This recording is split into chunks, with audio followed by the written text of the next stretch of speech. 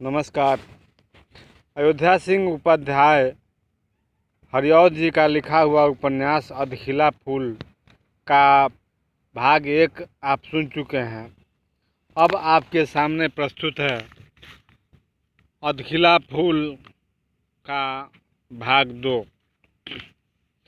जिस खेत में यह टूटा हुआ तारा गिरा उसमें देखते ही देखते एक भीड़ सी लग गई। लोग पर लोग चले आते थे और सब लोग यही चाहते थे किसी भांति भीड़ चीर कर उस तारे तक पहुँचें।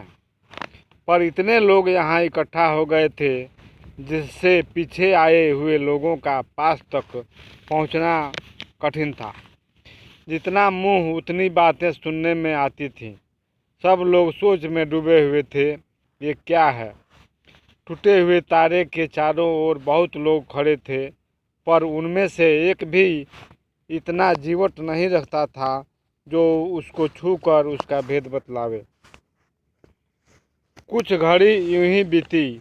वो जैसे पहले चट्टान की भांति खेत में पड़ा हुआ था, अब भी बिना हिले डुले वैसे ही पड़ा है और उसको कोई हाथ तक नहीं लगा सकता। पीछे एक ने कुछ जीवट किया, अपना कलेजा थामा और दूर से एक ढेला उस पर फेंका।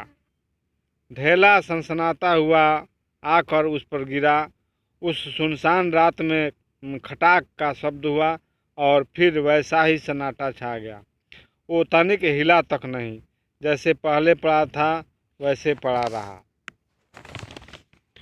अब की बार एक दूसरे जन ने एक मोटी लाठी से ठोक ठोक कर उसको भली भांति देखा और कहा, ये तो पत्थर की चट्टान है, कोई डरने की बात नहीं है। सब लोग पास आओ, इसको देखो, जो मैं कहता हूँ सच है कि नहीं। धीरे धीरे छड़ी और हाथ से टटोल कर सब लोगों ने इस दूसरे जन की बात मानी। पर अब ये सोचा जाने लगा, आकाश से इतनी बड़ी पत्थर की चट्टान क्यों कर गिरी। लोग ये सोच रहे थे। इसी बीच एक बूढ़ा बोल उठा, भाइयों, ये मैनाक पहाड़ का एक टुकड़ा है।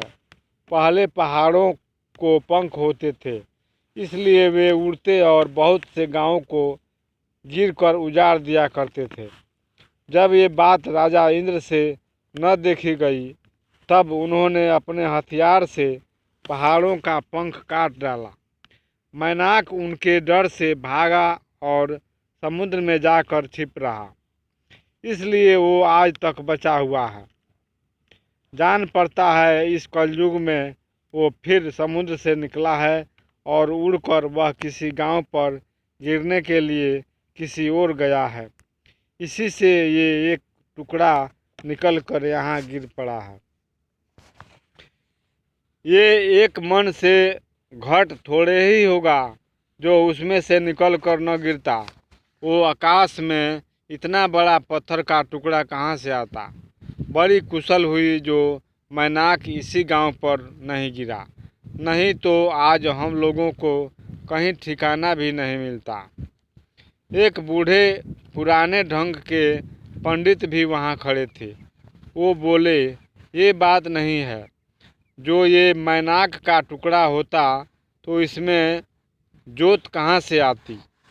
आप लोगों ने नहीं देखा था इसके गिरने के समय कैसा उजाला हुआ था, और जब ये आकाश से नीचे को आ रहा था, जान पड़ता था सूरज का टुकड़ा धरती की ओर आ रहा है। मैं समझता हूँ ये स्वर्ग का कोई जीव है, किसी सांप से पत्थर होकर धरती में आया है। पुराणों में लिखा है, अपने पति के शाप से अहिल्या को पत्थर होना पड़ा था। जान पड़ता है यही दशा इसकी भी हुई है। अभी घड़ी भर पहले दूसरे तारों की भांति आकाश में ये भी चमकते रहे होंगे। पर जग का कैसा ढंग, जो घड़ी भर पीछे हम इनको पत्थर होकर धूल मिट्टी के बीच में खेत में पड़ा हुआ पाते हैं।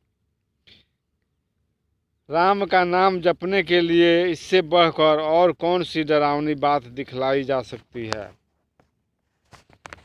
एक नए पढ़े बाबू भी वहाँ पर खड़े थे।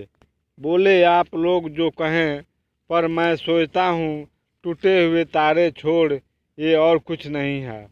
आकाश में इतने बड़े और इससे कई गुने लंबे चौड़े और छोटे अनगिनत टुकड़े दिन रात चक्कर लगाया करते हैं। दिन पाकर जब ऐसे ऐसे छोटे टुकड़े इकट्ठे हो जाते हैं तो एक तारा बन जाता है। इस तारे में कुछ दिनों में जोत भी आ जाती है और तब ये चमकीला हो जाता है। ऐसे ही बनने के बहुत दिनों पीछे बहुत से तारे बिखर भी जाते हैं। जिस घड़ी ये बिखरते हैं उस बेले इनके अनगिनत टुकड़े आकाश में इधर उधर फैलते हैं। उनमें से पहले की भांति फिर आकाश में चक्कर लगाने लगते हैं। बहुत से इतने छोटे होते हैं जो कठिनाई से देखे जा सकते हैं। जो कुछ इनसे बड़े होते हैं वे आकाश से धरती पर पहुँचते पहुँचते राख बन जाते हैं। इनमें जो बहुत बड़े होते हैं वे कभी कभी धरती पर भी आन गिरते हैं। ऐसी बात सर्वठौर हो चुकी है। कुछ पहल यह बात नहीं हुई है। आप लोग इसे भली भांति देखें, ये पत्थर की चट्टान नहीं है। जिन वस्तुओं से हमारी ये धरती बनी है वही सब वस्तुएं इसमें भी हैं। ये सब बातें हो ही रही थी। इसी बीच पूर्व ओर से बहुत बड़ा धक्का आया, जिससे सामने के सब लोगों के पांव उखड़ गए और एक लड़का धड़ाम से उसी टूटे हुए तारे के ऊपर गिर पड़ा। गिरते ही उसके सिर में बहुत चोट आई। सिर फूट गया, लहू बहने लगा और वह अचेत हो गया। ये देखकर सब लोग घबरा उठे और फिर जितने मुंह उतनी बातें सुनी जाने लगी। दो चार लोगों ने धर पकड़कर उस लड़के को उसके घर पहुंचाया और धीरे धीरे ये चर्चा गांव भर में फैल गई। थोड़ी ही देर में टूटे हुए तारे के पास की भीड़ भी छंट गई। अभी आप सुन रहे थे अयोध्या सिंह उपाध्याय हरिऔध की लिखी कहानी लिखे उपन्यास अधखिला फूल का भाग 2।